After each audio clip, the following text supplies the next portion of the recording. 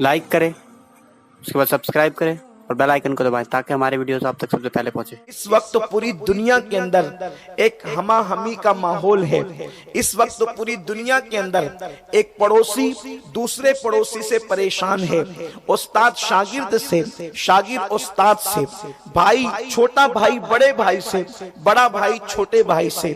एक भाई दूसरे भाई का हक अदा नहीं कर रहा है, एक शौहर अपनी बीवी का हक अदा नहीं कर रहा है, एक उस्ताद अपने शागिर्द का हक अदा नहीं कर रहा है, एक पड़ोसी अपने दूसरे पड़ोसी का हक अदा नहीं कर रहा है। रिश्वत का माहौल है, अल्लाह अकबर, सूद आम हो चुका है, जिना के अड्डे आबाद हो रहे हैं, शराबखोरी आम हो रही है। अल्लाह अकबर, हालत ये है कि अब लोग मौत को बेच रहे हैं, मौत को खरीद रहे हैं, और हालत ये है कि पूरी दुनिया से अमन सुकून गारत होता जा रहा है।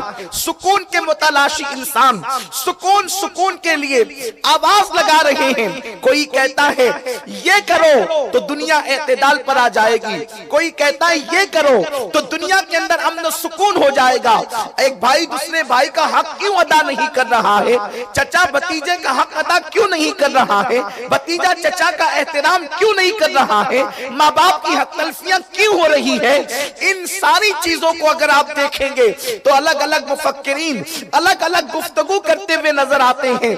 लेकिन अगर इस्लाम की तालीमात की रोशनी के अंदर हम इन बातों का जायजा ले तो पता चलता है इन सारी चीजों की एक ही वजह है कि लोगों के दिल अल्लाह की खशियत से खाली हो चुके हैं, अल्लाह के खौफ से खाली हो चुके हैं। उसकी वजह यह है जब दिलों से अल्लाह का खौफ निकल जाता है, जब दिलों से खशियत रब्बानी निकल जाती है, अल्लाह की बारगाह में जवाबदेही का तसव्वुर जब दिलों से निकल जाता है तो फिर इंसान कारोबार में धोखा देते हुए नजर आता है, कारोबार में झूठ बोलते हुए नजर आता है, नाप तोल में कमी करते हुए नजर आता है।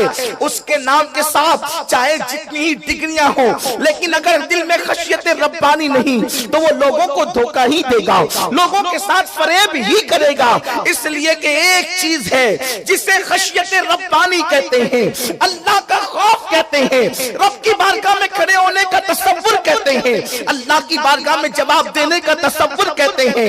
ये हर गुनाह से इंसान को रोक लेता है।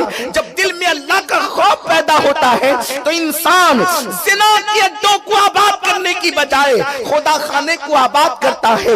उसके कदम गुनाहों के अड्डों की तरफ बढ़ने की बजाय उसके कदम अल्लाह की इबादत की तरफ बढ़ते हैं। वो किसी पे जुल्म और ज्यादती करने की बजाय इन हाथों से जो कुदरत ने उसे हाथ अता किए हैं, इन हाथों से जुल्म करने की बजाय वो लोगों की मदद करते हुए नजर आता है।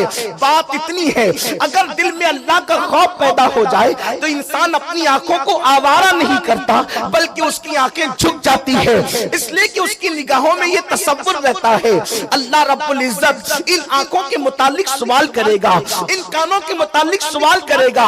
बात क्या है? दिलों से अल्लाह की खशियत निकल गई, और खशियत निकलने की वजह क्या है? अल्लाह अकबर। इसलिए कि अल्लाह से डरता कौन है? अल्लाह का खौफ किसके दिल में होता है?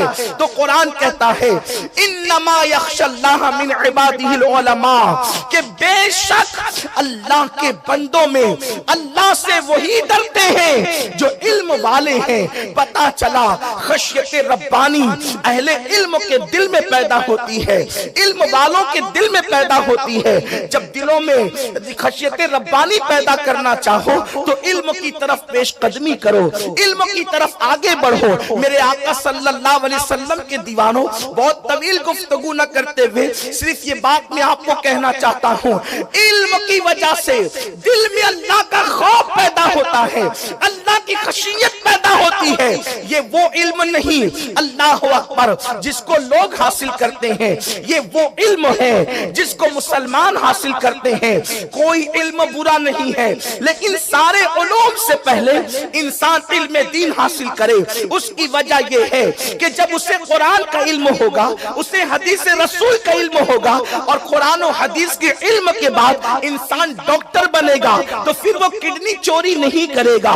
इंसान अल्लाह अकबर अगर हदीस रसूल पढ़ने के बाद वकील बनेगा तो फिर वो कातिल को अल्लाह अकबर आजाद कराने की फिक्र करने की बजाय वो कातिल को सजा گا، اس لیے کہ جب وہ کسی قاتل کی حمایت کے لیے زبان کھولنا چاہے گا تو اس کو قیامت کے دن اللہ کی عدالت میں کھڑا ہونا یاد آئے گا، تو وہ کسی پہ ظلم کرنے کی بجائے وہ مظلوم کا ساتھی بننے کی کوشش کرے گا۔ آج بڑی بڑی ڈگری والے لوگوں پہ ظلم اس لیے کر رہے ہیں کہ ان کے پاس دنیا کا علم تو موجود ہے لیکن ان کے پاس قرآن و سنت کا علم موجود نہیں۔ بڑی معذرت کے ساتھ آج قوم کی فکر یہ ہو گئی، مولانا آخر قرآن حدیث پڑھا کر کے ملنا کیا ہے؟ اس لیے کہ اگر ہم قرآن حدیث پڑھاتے ہیں تو اسے 5,000 کی نوکری ملے گی، وہ امامت کرے گا، کسی مدرسے میں پڑھائے گا تو 5-10 ہزار روپے کمائے گا۔ یہ بڑی بودی فکر ہے، یہ فکری زوال ہے۔ یاد رکھنا، قوموں کو زوال اس وقت تک نہیں آتا جب تک کہ قوموں کی فکر کو زوال نہیں آتا۔ ہماری فکر کو زوال آ گیا ہے۔ کون کہتا ہے کہ تعلیم دین کی دلانے کے بعد مسجد کی امامت ضروری ہے، مدرسے میں پڑھانا ضروری ہے؟